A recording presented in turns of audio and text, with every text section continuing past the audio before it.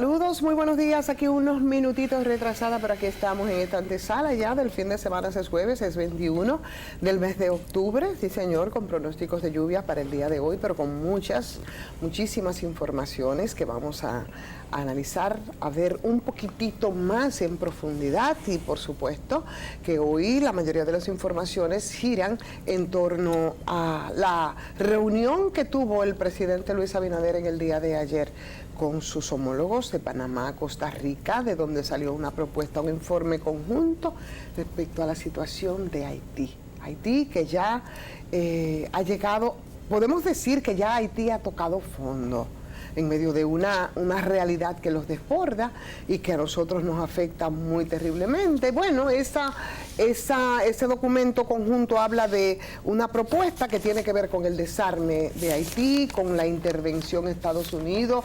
Vamos a ver qué tipo de intervención es la que podría producirse en este caso, porque lo que ha ocurrido son intervenciones luctuosas, que no es lo que se está pidiendo en esta ocasión, pero sí está bastante conectado con el presidente Luis Abinader en su informe ante la Organización de las Naciones Unidas, la 76 reunión que hubo ahora en septiembre, y donde pedía a la comunidad internacional que interviniese respecto a la situación haitiana. Yo creo que ahora hay sí una propuesta, un programa, y esa propuesta y ese programa tiene que ver con el involucramiento de muchos países de la región que, como Panamá, como Costa Rica, hoy hacen un llamado y una propuesta conjunta que lo hace bastante interesante y que le da un giro a la posible solución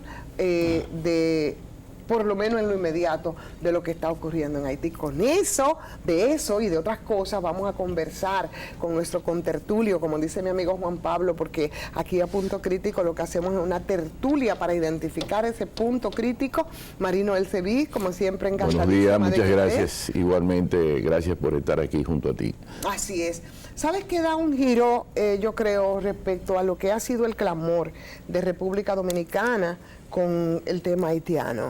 Siempre se ha estado pidiendo y clamando la intervención de la comunidad internacional. Claro. Una comunidad internacional que, bueno, por vínculos históricos y demás, deudas históricas, han debido tener una presencia y una decisión de búsqueda de solución al tema haitiano más contundente, pero no ha sido así. Haití, a pesar de que se abrogó el derecho de ser el que, digamos, en el caso de Estados Unidos, bueno, el que mantiene la estabilidad o el control social y económico de la región, ¿no? A conveniencia con algunos países lo ha hecho de manera extraordinaria. Otros, que como Haití, han mantenido actitud muy indiferente, y cuando ha habido intervención, por ejemplo, el caso de la MINUSTAH, ha sido para agravar mucho más el problema y para traficar en la crisis de un país empobrecido, merecedor de mejor suerte. Es correcto. Fíjate, el tema haitiano lo pone de nuevo de relieve la situación calamitosa de la migración haitiana hacia Estados Unidos. El descubrimiento de esa fotografía y esos latigazos por parte de los jefes de migración en Texas ha, diríamos, dado la voz de alarma a la comunidad internacional sobre el tema haitiano. Sin embargo, tenemos que ver los antecedentes, como bien tú dices. El fracaso de las Naciones Unidas, el asesinato del jefe de la MINUSTAH y luego el asesinato del presidente Juvenal Moïse, que todavía no se sabe quiénes son y no hay nadie preso, más que un grupo de colombianos. Ahora, el fundamento de lo que acontece en Haití está íntimamente ligado al tema de la pobreza. Estados Unidos tiene una deuda histórica con Haití, porque los haitianos colaboraron con su independencia. Claro. Y es bueno recordárselo. Y Haití solamente puede ser, diríamos, ayudada con un gran nuevo plan de desarrollo. Diríamos un plan Marshall, como se ha dicho en algunos corrillos internacionales, con obras de infraestructura que le permitan a los haitianos tener educación, tener calles, tener carreteras, dotarse de una seguridad jurídica con policías que no sean bandas, tener hospitales para que nuestros hospitales de la República Dominicana no tengan el 64% de las parturientas que traen cobrándole en dólares para beneficiarse las organizaciones no gubernamentales, ONG, pero hay que decir que ahí, viven de la pobreza haitiana. no, pero espérate ahí, un momentito ahí también, Marino. Hay muchas organizaciones no gubernamentales que trafican, dices tú, con eso. Hay muchos empresarios también dominicanos. Bueno, pero esa es la otra parte que tú no me has dejado decir. No, porque... En la mano de obra haitiana, barata, que no paga impuestos. Pero no es solo esa mano de obra barata haitiana que no paga impuestos, no. Más que esas organizaciones no gubernamentales. Los empresarios. Más que esas, aquí hay grupos empresariales que tienen un negocio bastante lucrativo y es bueno. El sector construcción. Y es bueno hacer... El sector de exportación de productos. Esa es una parte. Y el sector turismo. Ahora hay otra parte. Esos lo hacen y lucran muy bien. Y eso es romper la soga por lo más corto cuando se trata de buscar una solución al tema haitiano, y lo que te agarran a un haitiano, a un obrero, a un infeliz, que son los empobrecidos y los que han pagado las consecuencias de todo este desastre histórico, en el que todos tienen muchas responsabilidades. Y aquí también... Perdona que te interrumpa, pero como hacen en Europa con la mano de obra africana, con la mano de obra de los países árabes que andan corriendo por la guerra que llevan internamente como hacían en esos lugares. No, pero como han hecho incluso en República Dominicana, dominicanos que en los años 60, 70 y se los fueron 80, a Estados Unidos. Menospreciaban el trabajo, porque nosotros tenemos que agradecerle a los haitianos, señores, lo que fue aquí la industria azucarera. Y esa industria azucarera fue tan floreciente por la mano de obra haitiana que menospreciaban los dominicanos, que preferían exponerse a través del canal de la Mona para irse a Estados Unidos e irse a trabajar a las fábricas, igual ser menospreciados como obreros. Lo mismo, la misma situación. O sea que el tema migratorio es más que eso, pero en el caso nuestro, cuando decimos que ese caso siempre rompe por lo más débiles, es que agarran esos obreros ahora, en este momento, y los traen, los utilizan, no le pagan sus prestaciones, y cuando tienen no lo inscriben en la seguridad social, te lo ahorran y todo, le sale muy barato. Le sale muy económico, y cuando tienen entonces que agarrar, los deportan, les roban, los estafan. También los otros que están ahí, estafadores oficiales en la frontera, porque ahí hay estafadores oficiales, pero no te someten a esos empresarios que los traen. A las parturientas, ellas no deciden, déjame cruzar, voy a República Dominicana. Esa niña no sabe dónde queda aquí Santo Domingo. Es un negocio. Entonces el ensañamiento es contra esas parturientas, pero no con quienes tienen un negocio. Ahí hay un tráfico de personas, y ese es evidentemente. Un crimen que siempre es señalado, porque hay un tráfico de personas que participan, tanto empresarios como organizaciones no gubernamentales, sobre la base de una humanidad para ellos beneficiarse de ese crimen. Y también yo quiero decirte una cosa, una de las situaciones de política internacional que tendrá que rendir cuenta el Partido de la Liberación Dominicana, y en los últimos años Danilo Medina Sánchez y el comité político que lo acompañó, es la gran migración haitiana prohijada por el propio gobierno, incluso a través de propaganda. Vengan para acá. No sé si tú recuerdas en algún momento que desde el gobierno hacían propaganda diciendo vengan para la República Dominicana. Y le abrieron la frontera. Y hubo una invasión de vientres que tarde o temprano, para las próximas generaciones, tendremos unos grupos haitianos en minoría que van a exigir su espacio. Yo quiero que tú me hagas un análisis que vaya mucho más allá de ese prejuicio que hay con un postnacionalismo, porque ahora, en medio de las mismas irresponsabilidades, se quiere dividir la cosa como en pro y anti. Eso es simple, eso es un simplismo. No es solamente simple, eso es arrabalizar una discusión que es, más allá, que es mucho más seria que eso. Yo pienso por en un tanto, fideicomiso en Haití. No me hables de la palabra ahora, de fideicomiso no, que me asusto, porque yo no quiero que me hablen de eso porque me espanto. No, lo que pasa es que Realmente. históricamente, lo que pasa es que el Mariquita. fideicomiso lo han usado Estoy muy asustada con de esa buena manera. Históricamente, las Naciones Unidas, por ser irresponsable la dirección de los 5 países del mundo que controlan las Naciones Unidas, porque lo otro es votación sin ningún tipo de decisión. Ahí solamente votan 5 grupos, 5 naciones, y lo otro es asientos para escuchar lo que dicen esos 5. Y buscar los temas que son... lo que a ellos les guste. Entonces, lo que le gusta a la gente. Bueno, no, y la agenda que ellos quieren para distraer a la humanidad. Claro. Pero fundamentalmente, lo que ha funcionado dentro del derecho internacional y que debió haberse hecho en Haití, era un fideicomiso. Buscarle dinero a través de estos 5 países del mundo que saben que Haití es el país más pobre de América Latina, y sobre esa base hacer un plan Marshall, un plan donde los haitianos dan sus prioridades de ellos allá en Haití, de aquel lado, y hagan su hospital, y tengan su escuela, y tengan su aeropuerto, y tengan sus puertos que están cerrados. Haití está colapsado, ya sea por la crisis social, ya sea por la crisis incluso de los terremotos que le han dado 2 sucesivamente en menos de 20 años. No solamente, esa es la fresita al pastel, los eventos naturales de la naturaleza. Eso ha sido de verdad la fresita.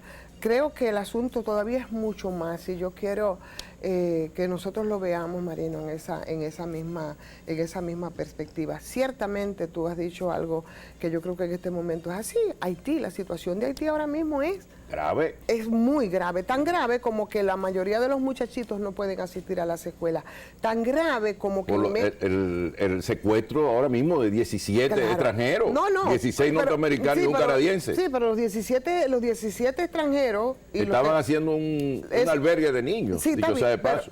Pero eso es ya el desborde, porque eso viene ocurriendo desde hace un buen rato. Sino que hacen contra los dominicanos. Que nos pregunten a nosotros, no en contra de los dominicanos. Los dominicanos también han sido parte de un país en donde esos vacíos y espacios de poder, en medio de esa también oligarquía criminal abusadora haitiana. 5 familias. Que son 5 familias. Que son los dueños de esa tierra. Manejan sus intereses, hay un vacío de poder. Y entonces... Y no se ponen de acuerdo. Como han sido gavilleros, han sido gavillas los que han gobernado el poder político, ha sido gavilla el poder empresarial. ¿Y qué paren las gavillas?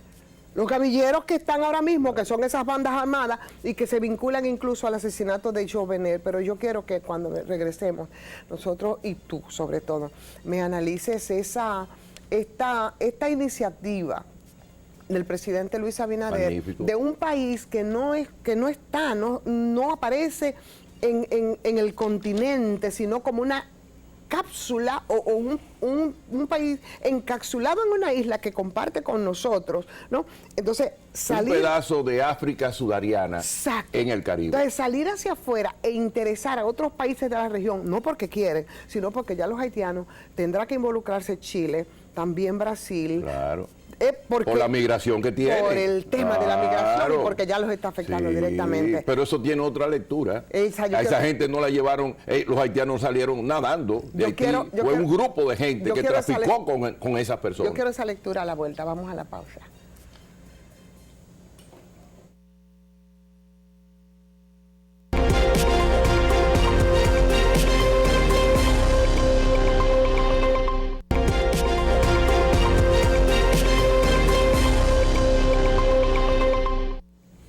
Bueno, aquí estamos, y aunque me hubiese gustado ver otros temas con Marino, yo creo que nos vamos a tener que quedar en el tema haitiano, que hoy, mucho más allá de esa iniciativa del presidente Luis Abinader, que muchos han ponderado, yo creo que sí, porque es un poco avanzar en la dirección de, no solo del llamado clamor de esa comunidad internacional que está obligada, sino también de estos países de la región que igual ahora, porque están siendo afectados, porque también entendieron que el negocio era bueno y alguien quiso lucrar, bueno, pues el tema migratorio les está tocando y les está tocando de manera frontal. Muy frontal. Yo creo ¿no? que la iniciativa del presidente Abinader no se puede ser mezquino.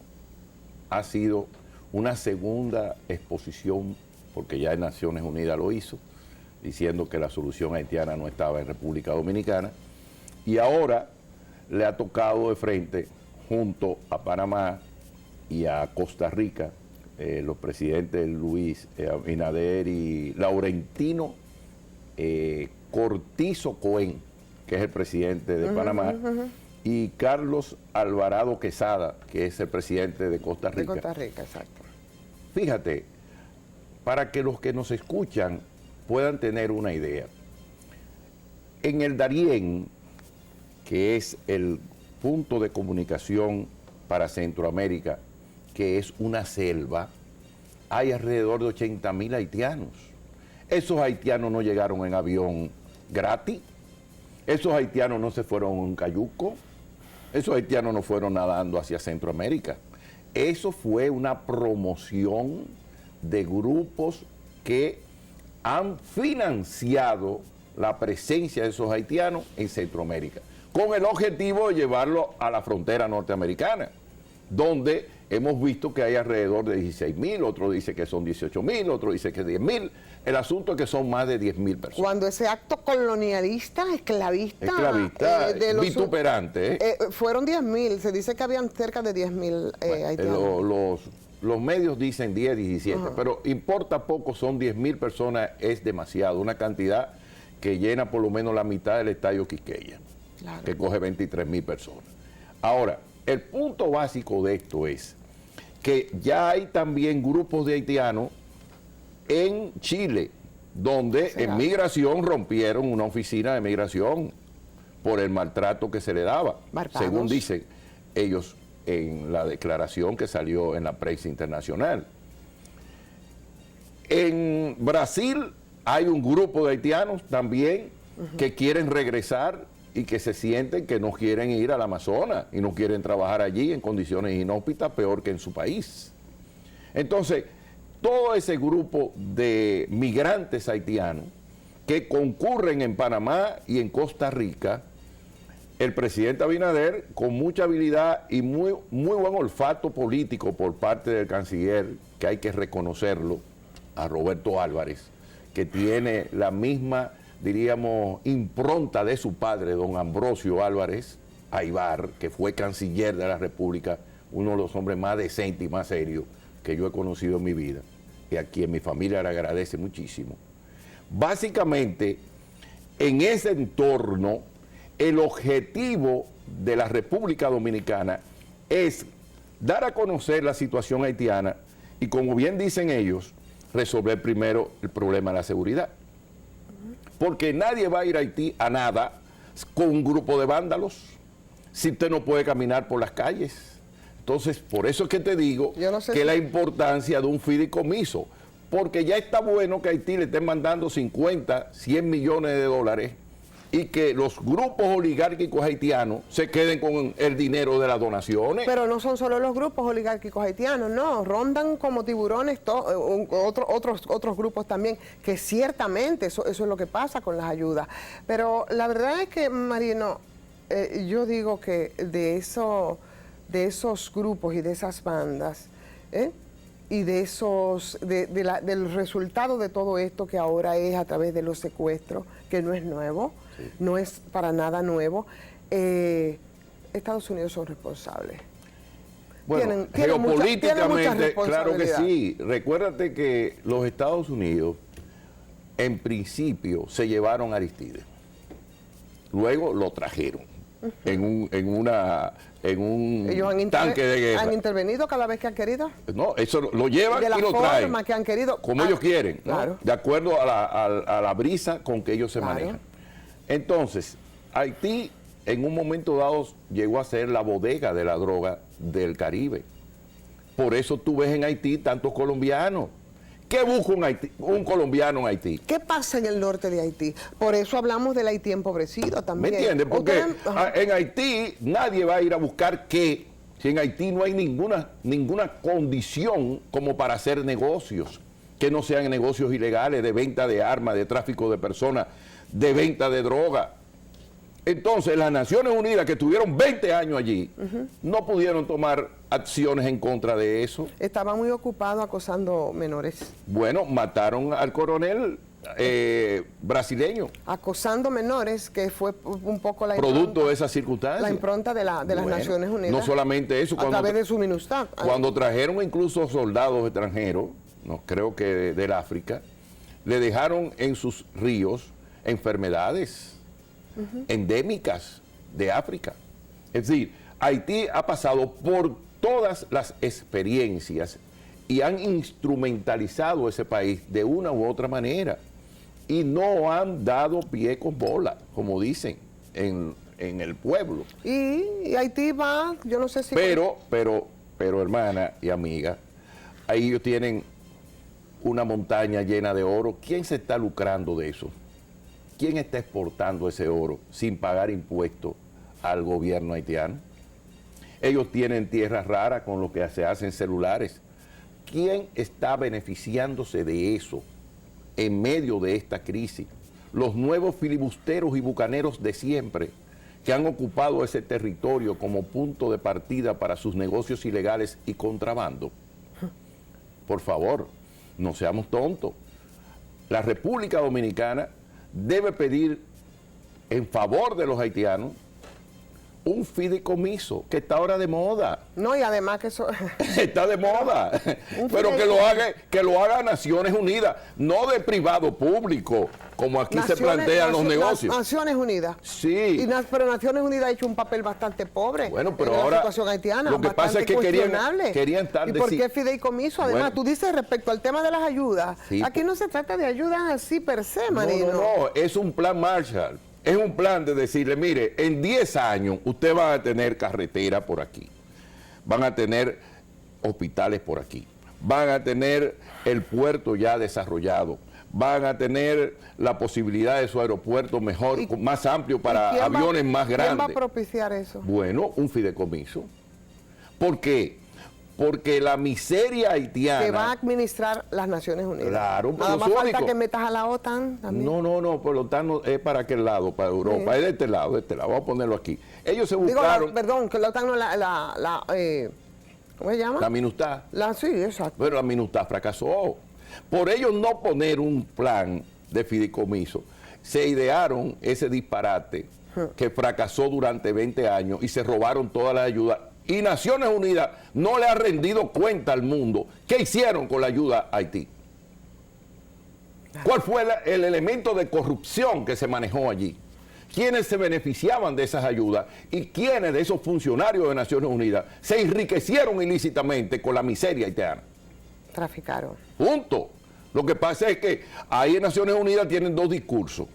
El que los pueblos tienen que tener transparencia y una serie de bandidajes que dicen para perjudicar a ciertos grupos sociales y ciertos negocios en América Latina, y sobre todo impedirle la transferencia de tecnología, Ivonne, porque si a América Latina no le transfieren tecnología de punta, no vamos a desarrollarnos, por amor a Dios.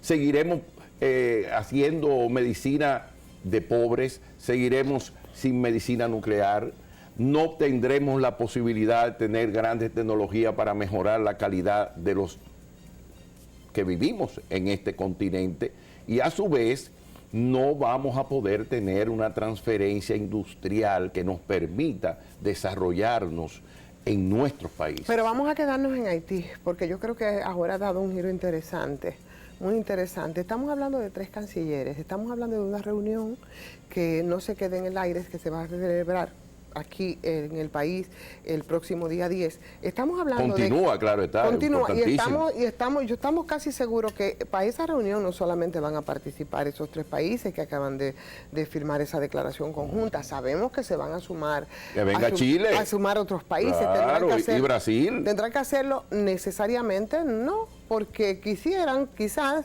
sino porque están siendo también afectados. Eso... Permíteme decirte esto. Brasil tiene que venir, ¿sabe por qué? porque en América Latina hay un acuerdo de los años 66, 67, si mal no recuerdo.